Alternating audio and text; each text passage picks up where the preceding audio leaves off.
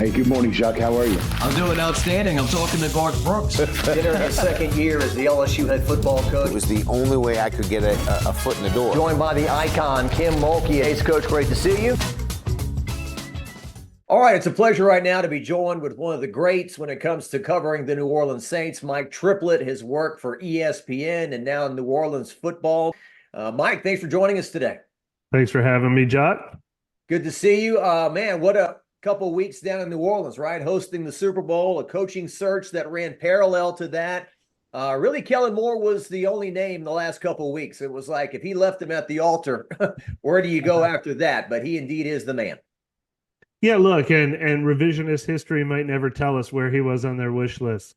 Could he have been one or two all along? I actually think, part of my understanding of their coaching search is, they had the same names as everyone else at the beginning. They would have loved to have talked to Mike Vrabel or Ben Johnson, and this job just wasn't good enough to be in the Ben Johnson or Mike Vrabel market. They obviously wanted to talk to Aaron Glenn, talked to him once. We're set to bring him in. It was going to be the next place he visited after the Jets, but he wanted the Jets job. And then, there's some others, Joe Brady, Cliff Kingsbury, Mike McCarthy. They either never interviewed a first time or a second time. But I think Kellen Moore could have potentially beat those guys out. I mean, look at the resume now. If everyone was starting their coaching search now, he'd probably be closer to the Vrabel, Ben Johnson, Aaron Glenn category.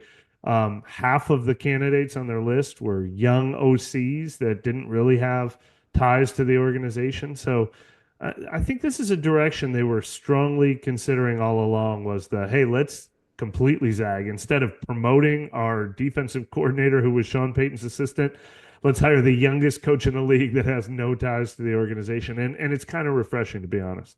Yeah, I think that's the refresh, new, something. Yes. Because they tried to copy and paste the Sean Payton era with Dennis Allen. We'll put this guy in place. We'll all just kind of keep winning. And it didn't work out that way. And, Dennis Allen, an outstanding assistant coach, right? I mean, part of some great stuff with the Saints. But some people need to play the drums, Mike. They're not a front man, right? And I don't know if Dennis Allen, he's had 2 gigs, and, the Raiders are a mess when he was there, but it doesn't seem like he's a head coach. And this guy, 36 years old, 6 years younger than Sean Payton when he got the job, right? I think Payton was 42. But I feel like even if I'm watching the Saints lose next year, Mike, maybe they're moving in the right direction, as opposed to Allen. I felt like they never were going to win on a major level. Yeah, no, look, to be fair to Dennis Allen, if Dennis Allen had taken over a better version of the Saints, if they had stayed healthier, I mean, maybe we wouldn't, I always kind of, it's very similar to how I described Derek Carr. You could have won with Dennis Allen. You just weren't winning because of Dennis Allen. Like, I think of Jim Caldwell taking over when Tony Dungy retired, and Peyton Manning ran that Colts team, and they, started 14-0, went to the Super Bowl that year. Like, Todd Bowles taking over for Bruce Arians. The Buccaneers have won a couple more games than the Saints. They've won the division. Like, Dennis Allen could have done that. I'm more excited about Kellen Moore. I think Kellen Moore has more upside. I think there's way more potential to advance and change a team. But he's going to be dealt the same hands too. This is an old roster. This is a bad cap situation. There have been some bad drafts. They'll probably still have some injuries. So there's no guaranteed success for Kellen Moore either. I don't think you say completely opposite kind of head coach. Now they're going to win 11 games. But if he's special, if he's Sean McVay, if he's Kyle Shanahan, if he's Sean Payton, maybe he can overcome these circumstances. You're giving yourself every opportunity to do that now. I know, covering LSU over here, no matter the sport, a lot of times people have wanted to say he's the next Nick Saban, right? And Will Wade, he reminds me of Nick Saban, or Kim Mulkey is a female Nick Saban. They always go for it. So Kellen Moore is not the next Nick Saban. I'll tell you that. I sat with him for about 3 or 4 hours last week. Completely different personality, but I have a feeling you're going to compare him to somebody else. Well, and he's not the next Sean Payton either, right. I don't think, in terms of personality, right? I mean, right. Payton was always strutting and kind of spitting that swagger and everything. This guy, he doesn't seem like that, but brilliant offensive mind and a guy, look, there's only one team that's going to win the Super Bowl, and to get the offensive coordinator from that team is, it looks good.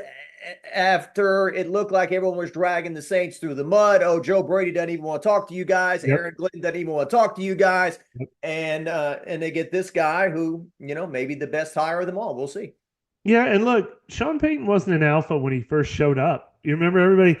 There was the Dennis the Menace line. That's what Bill Parcells always called him. But I remember everybody always said he looked like Malcolm in the Middle. That the Frankie Muniz or whatever. That was the comparisons. Google Sean Payton hired 2006. It's not the same guy. It's not the same swagger. He always had that swagger, though. Obviously, you have it or you don't. I think Kellen Moore could win a Super Bowl, and he's never gonna quite have that same Sean Payton level aura. But it is worth reminding that a lot of that swagger came after Sean Payton won a Super Bowl or while he was, after he won an NFC Championship game and started putting up 5,000-yard passing seasons. It continued to grow and develop. So maybe he'll find a little swagger if he has some success. But yeah, he is a lot more aw shucks than Sean Payton ever was. That's for sure. Well, when they hired Payton and they would replay that Saints Falcons Monday night return to the Dome, Steve Gleason block punt, and I think a lot of people who hadn't watched it in a while were shocked how baby faced and how young he looked when they hired him. And nobody really knew who he was. Football people knew who he was, but it wasn't like they were, getting a coach who was established already either. The comparison that I've made most, in the parallels with Sean Payton is that Kellen Moore has been he's been interviewing for head coaching jobs for 3 or 4 years now. He's been anointed as this guy's going to be the next, he's going to be a head coach. And I kind of like how he took that. All right, I'm already getting head coaching interviews, but I think he was pretty savvy about the jobs he took in recent years. That was definitely true of Sean Payton when he went to work for Bill Parcells and took notes along the way. All right, this is how you head coach. This is how you run a building. This is how you run everything from the training room to the signs in the locker room to the uniforms that you're going to wear to all of that. I think Kellen Moore, after getting that start in Dallas, things didn't go great with the Chargers, but he went to work with Justin Herbert. He went to work for Brandon Staley.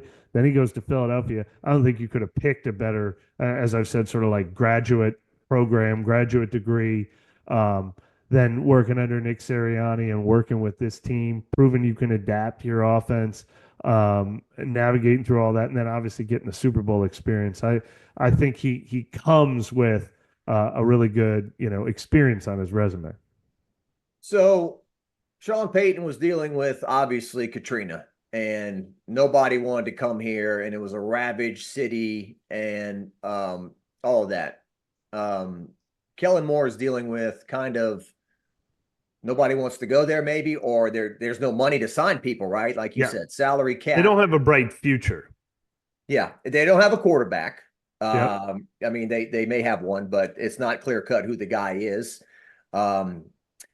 Just real quick, Derek Carr. Yep. Sometimes I feel like, and maybe it's just the fans who get on Twitter, but I feel like on one hand, he hasn't been given a fair shake. Like he's the worst quarterback that's ever played for the Saints. And on the other hand, I think about the game the Saints played against the Eagles, right? Where it was week 3 and they got the ball late with about a minute left. They can tie it up and he gets pressured and just throws a bad pass that gets picked off and they lose the game. Or the beginning of the Kansas City game, the Monday night game, he just throws up this lollipop for no reason that gets intercepted. So he's still just got that kind of mistake in him, but maybe kind of like some of the coaches you talked about, maybe they can win not because of him, but they'll have to build something around him to win with Derek Carr. It's exactly how I feel about him. And it's not an insult. I kind of feel like one of Derek Carr's biggest defenders. It's funny. I just put these numbers together today. Like Derek Carr with the Saints, with this awful Saints team that he had to fire the coach. Everybody wants to fire the GM. Everybody says how bad they've drafted, the injuries. He's 14-13 as the Saints quarterback. He's got a 99 passer rating as the Saints quarterback.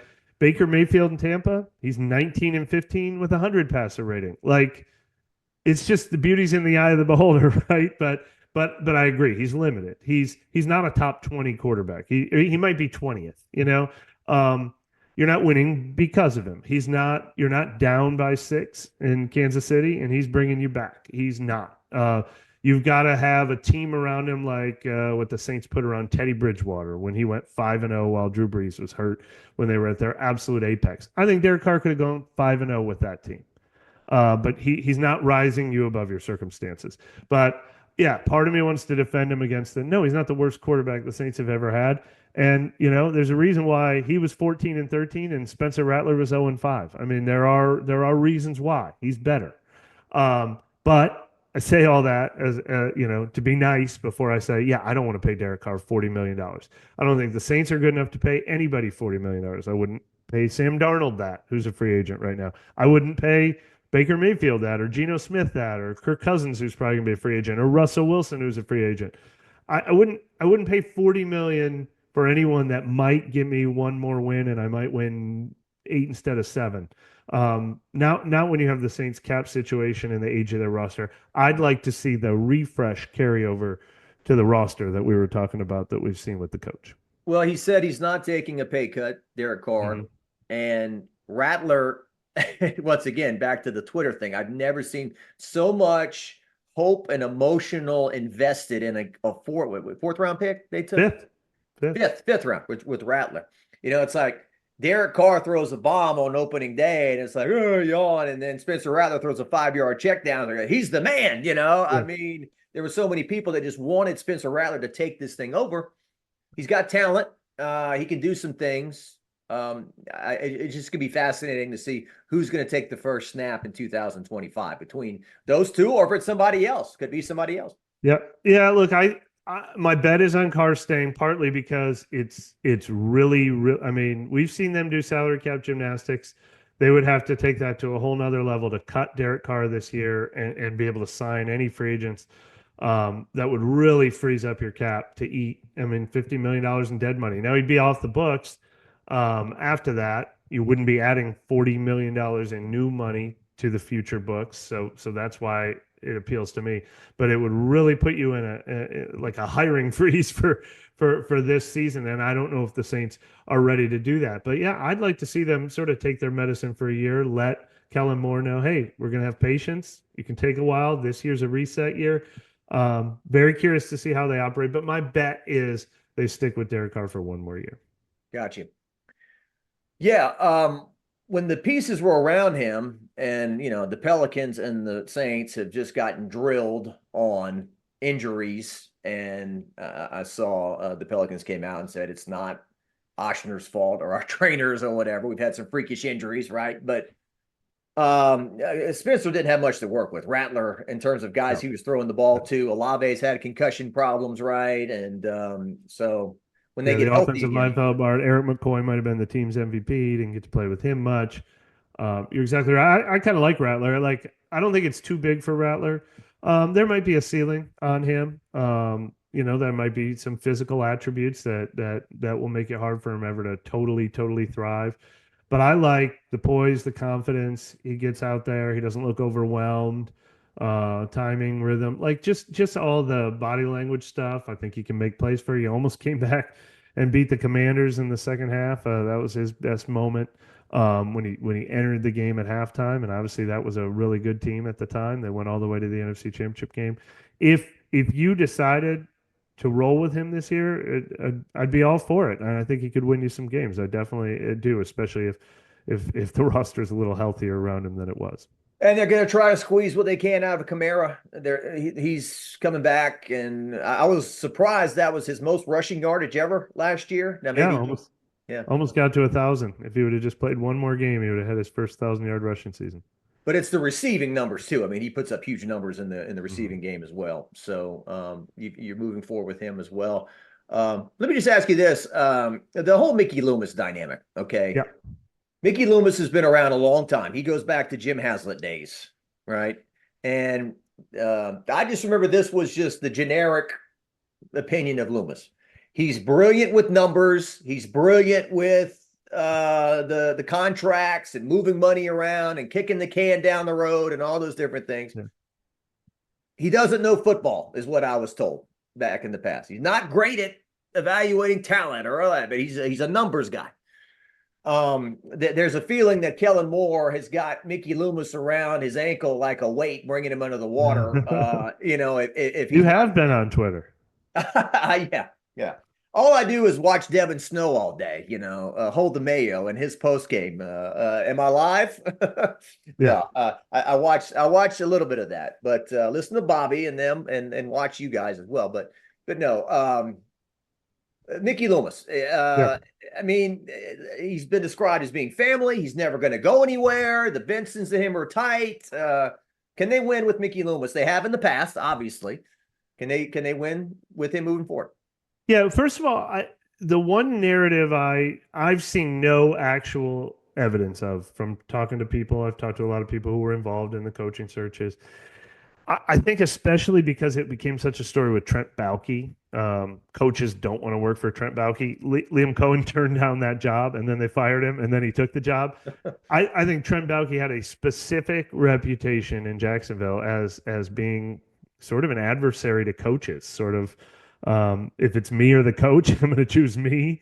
And I don't think that's true of Mickey Loomis. As a matter of fact, the biggest criticism you can probably have in Mickey Loomis's entire 20 plus years as Saints GM was he was too loyal to Dennis Allen, defended him too much, was too patient with him, gave him his quarterback, Derek Carr, that he wanted, which might have not been smart to keep investing in that team that wasn't really heading in the right direction. But I've seen no indication that nobody wants to work with him. Like he can't be worked with. He's too power hungry. It's all about him. It's kind of the opposite. He's really empowered. He brought in Jeff Ireland, a dynamic personality. Let him get all the credit for the drafting. Let Sean Payton get all the credit. Empowered Dennis Allen, empowers Michael Parrington, empowered Ryan Pace and Terry Fontenot. Brought Dave Ziegler into the organization this year. Brought Randy Mueller back. So I don't see anything about how Mickey Loomis does his job that's a threat to a coach or nobody would want to work with him. Now, the direction he's chosen to take this team, yeah, you can obviously have major fault with that they've continued to try to win, that they've mortgaged the salary cap to continue to try to win, that they've created this situation where you have one of the oldest rosters in the league, and all this salary cap issues, and you're tied to this, and it's going to be really hard to reset because they're a team that doesn't really believe in resetting. You can take issue with all that. That's probably a reason why a lot of top coaches didn't want to inherit this team. And you pin that blame on Mickey Loomis. So I don't know that it's necessarily nobody wants to work with this guy. But, maybe a lot of people don't agree with the approach he's taken in recent years. And certainly everybody in the front office, starting with him, but they've missed on too many draft picks recently. They let Zach Bowen and Trey Henderson get out of the building. They've created a pretty bare cupboard situation here. So obviously that falls on him, no question about it. And the Superdome has been sold out since they drafted Reggie Bush 19 years ago, before the year. And as great as the Saints fans had been, you and I can remember like Energy having to buy the final 3,000 tickets to avoid the blackout, right? So you can watch the game. So there's been a waiting list, right? And I hear the waiting list might be shrinking a little bit. And I don't think there was any way, Mike, and not to go on, take a left turn on you, I don't think there's any way you could have said we're bringing Darren Rizzi in as our coach. I just don't know how you would have sold that. We're bringing in a guy that was on the previous staff that you got tired of. I mean, I like Darren Rizzi and everything. I just don't know how. There's no way they could have done that. And so just that wrapped in with where's the temperature with the Saints fans right now? Well, for better or for worse, the Saints have never catered to that. And still almost defiantly so. If you want to criticize Mickey Loomis again, his defiance in the face of all these Twitter conversations, all the fan backlash, the booing in the dome, the empty seats in the dome, they don't make rash decisions based on that. They're the opposite of sort of the accusations of Woody Johnson in the New York Jets, sticking their finger in the air and seeing which way the wind's blowing. You almost wish they would do more of it. You almost wish they'd be like, all right, let's stop trotting out this team that seems to have a 9 or 10 win ceiling. Let's let's sell him on a future with a high draft pick and a young quarterback and a young coach. They don't think that way. What they want to be is the Steelers, the Ravens, the Chiefs, the Packers, the Eagles, these teams that never tear it all down. And they go through there. All right, we were 7-9 this year. We were 7-9 this year, but then you hit on a 2017 draft class like the Saints did. Now you're a 13-win team again. You hit on a Jalen Hurts. You hit on a Lamar Jackson. Now you're a 13-win team again. That's what they want to be. And they've never let hey, everyone's booing in the dome because we only won 5 games this year. They've never let that make them stray off their like core principle beliefs. But it's hard to believe in those core principle beliefs when you just won 5 games and you haven't made the playoffs 4 years in a row. Well, and I'm not trying to attack Mickey Loomis. I just remember that one press conference when he was smacking that gum. Yep. And yep.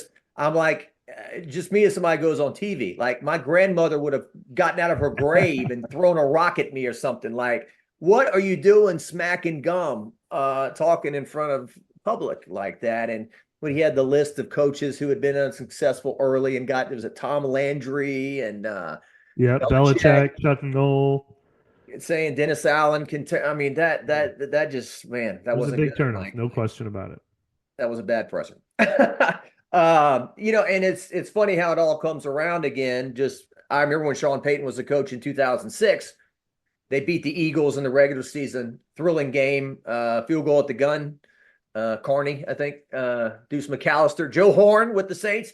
And I remember Sean Payton in the postgame saying, the Eagles, we want to be like the Eagles and Andy Reid. And because they had been to the NFC Championship a number of times, they had been to the Super Bowl, they didn't win it. But once again, and now Andy Reid, ironically, coaching still the Chiefs. The model. Yeah. But kind of the same thing, we want to be the Eagles. The team has been to Super Bowl twice in recent memory, 3 times in recent memory, and won one. So just kind of history repeating itself.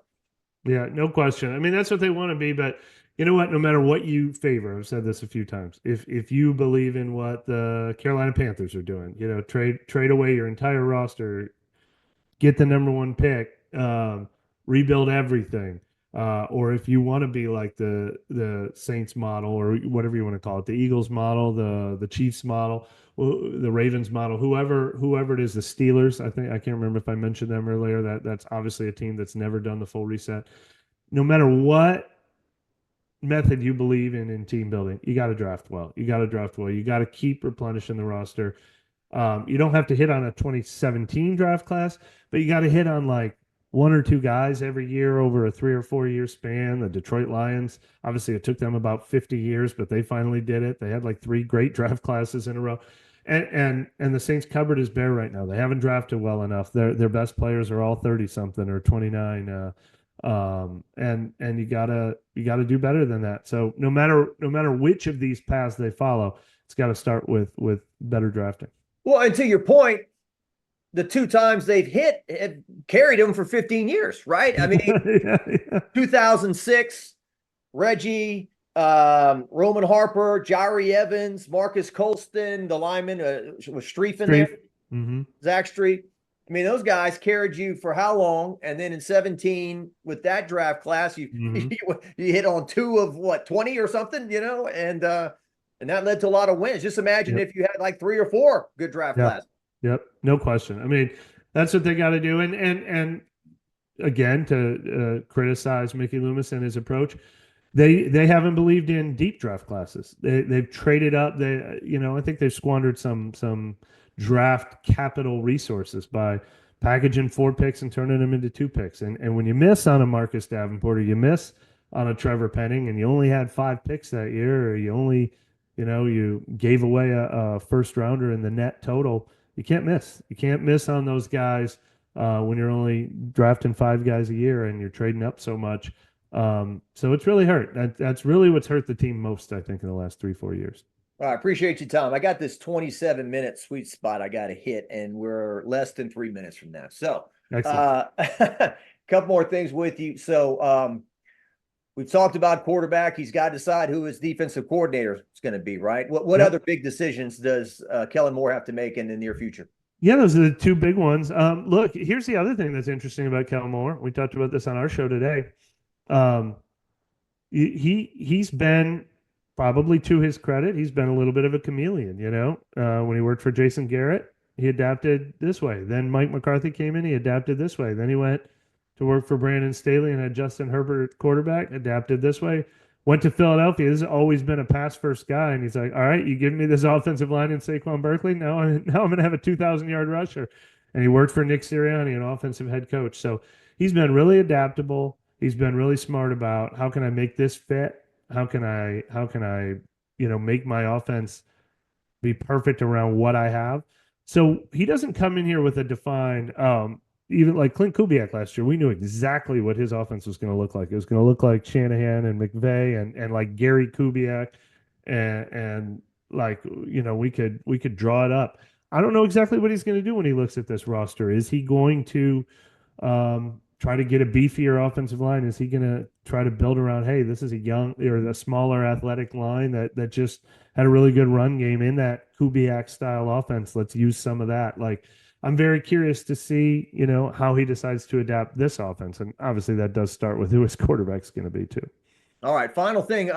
You and Nick Underhill, you both worked for people, and to kind of make this leap in this new era of media. Yeah. Well, I give Nick all the credit for taking the risk there. He was successful for a good year before I jumped ship from ESPN and joined him. I made him take the leap. But I, once I saw what he had built there, and this is like how I like covering the team. I mean, this is what we do. And what we write at New Orleans Football and the podcast and the YouTube show, we get into the nitty gritty and we talk about the team like this. And look, I mean, be more informed than everyone else. Have information people can't get anywhere else. Have analysis people want that they can't get anywhere else. It's a model that, I believe in sports coverage. Mike Triplett, thanks so much for joining us. Appreciate your time, and we'll see you in Metairie and at the Dome. All right. Thanks a lot, John.